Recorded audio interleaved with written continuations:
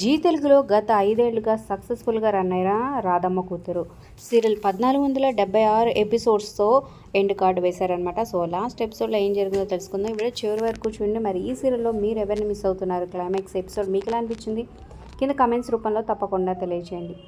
Telugu straight serial అనే చెప్పొచ్చు. 7 PM స్లాట్లో number 1గా మంచి టీఆర్పీతో చాలా ఏళ్ళుగా కొనసాగిందనమాట. తర్వాత ఆఫ్టర్నూన్ స్లాట్కి చేంజ్ అయినా సరే ఈ సీరియల్కి ఆదరణ మాత్రం తగ్గలేదనే చెప్పొచ్చు. ముఖ్యంగా అరవింద్ దక్ష ఈ జోడీకి అయితే చాలామంది ఫ్యాన్స్ ఉన్నారు. సో ఈ యాక్టర్స్ కూడా ఈ సీరియల్ ద్వారా తెలుగు తెరకు పరిచయం అయ్యి ఇప్పుడు సపరేట్గా 2 సీరియల్స్ ఇద్దరు చేస్తూ ఉన్నారనమాట.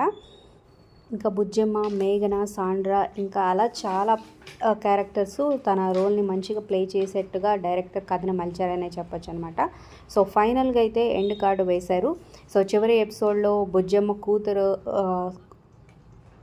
జీవితం బాగుపడడం, అల్లుడు మంచిగా మారిపోవడంతో, సో అన్నా చెల్లెలు కలిసి రాఖీ కట్టడంతో సో చాలా హ్యాపీగా ఫీల్ అవుతుంది.